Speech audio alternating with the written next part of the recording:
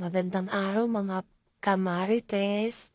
Andito na naman ang mga marites niyong tindera sa tindahan. Kahit Lunes Santo, syempre papasok pa rin ang mga marites niyo.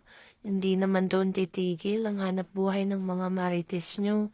Dahil nga maraming gastusin, kailangan naming pumasok araw-araw. Basta may pasok lang, papasok ang mga marites niyo. Pero kapag walang pasok, syempre tambay ang marites niyo. Kaya ayan, kung mapapansin nyo, araw-araw talaga kaming naglilinis gawa ng medyo malakas ang hangin.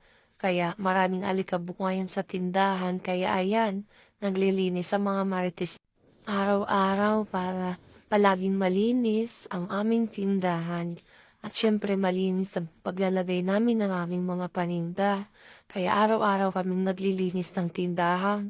Kasi nga laging maalikabok dito sa tindahan namin kaya kailangan maglinis ng mga marites nyo. At syempre, maglalagay na kami ng aming mga paninda para matapos na kami.